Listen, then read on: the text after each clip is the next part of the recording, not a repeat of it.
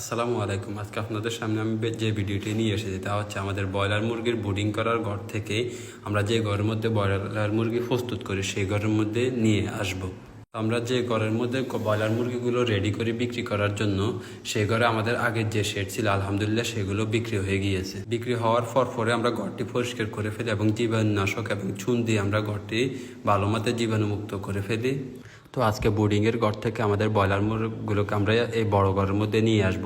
এই বড় ঘরে নিয়ে আসার জন্য আমরা প্রথমে মিল থেকে নিয়ে আসা কাঠের কুশি প্রথমে নিচে দিয়ে দিয়েছি এবং এগুলো অবশ্যই আমরা প্রথমে নিজে এবং পাশে নিয়ে আসা আমরা পার্টিশন দিয়ে দিচ্ছি।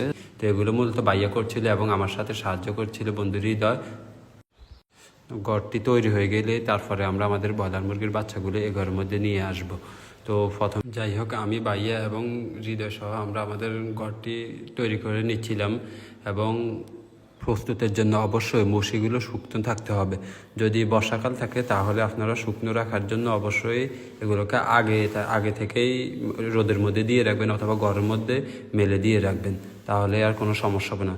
তো আমি এবং হৃদয় গিয়ে প্রথমে ব্রয়লার মুরগির বাচ্চাগুলো ট্রের মধ্যে ঢুকে নিয়ে নিলাম। ট্রের মধ্যে নিয়ে আমরা মূলত 4টে ট্রে নিলাম। 4টে ট্রের মধ্যে নিয়ে আমরা এখানে ট্রের মধ্যে নিয়ে নিচ্ছিলাম। আলহামদুলিল্লাহ মুরগিগুলো অনেক হৃষ্টপুষ্ট এবং সুন্দর ছিল। তো আপনারাও চেষ্টা করবেন ব্রয়লার মুরগিকে প্রথমে বোর্ডিংয়ের জন্য চারদিকে দেওয়াল উঁচুওয়ালা ঘরের মধ্যে পালন করার জন্য, তাহলে আলহামদুলিল্লাহ আশা করি আপনাদের মুরগিগুলো করতে বোর্ডিংয়ে তাহলে কোনো সমস্যা হবে না।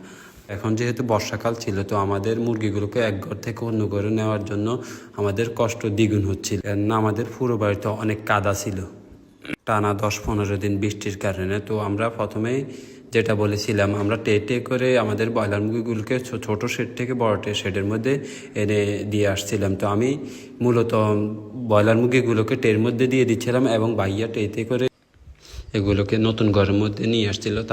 সে কারণে আমাদের একটু তাড়াতাড়ি হয়ে যাচ্ছিল। আপনারা ব্রয়লার মুরগি পালনের ক্ষেত্রে অবশ্যই যে বিষয়টি মাথায় রাখবেন তা হচ্ছে একই ঘরের মধ্যে ব্রয়লার মুরগি 2 শেড একই সময়ে কোনো সময় আপনারা পালন করবেন। তাহলে যদি আপনার বড় শেডের মধ্যে যদি অসুখে বা কোনো জীবাণু দেখা দেয় তাহলে সেগুলো ছোটোগুলোর মধ্যেও দেখা দেবে, আর যদি ছোটোগুলোর মধ্যে দেখা দেয় তাহলে বড়গুলোর মধ্যেও দেখা দেবে, তাহলে আপনার উভয় দিক দিয়ে লস। তাই আপনারা চেষ্টা করবেন ব্রয়লার মুরগির জন্য 2টি ঘর করার জন্য একটি ঘরের মধ্যে ব্রুডিং করবেন এবং অন্যটির মধ্যে মুরগি বড় করবেন, তাহলে আপনার একটি সুবিধা হবে মুরগিগুলোকে আর রোগবালাই বা জীবাণু ধরবে না, যার কারণে আপনার খামারের মধ্যে অথবা ব্রয়লার মুরগির মধ্যে আপনার লস হওয়ার সম্ভাবনা খুবই কম থাকে। তাই আপনারা এই বিষয়টি অবশ্যই মাথায় রেখে ব্রয়লার মুরগি পালন করার চেষ্টা করবেন। তো আমাদের কাজ প্রায় আজকে শেষের দিকে।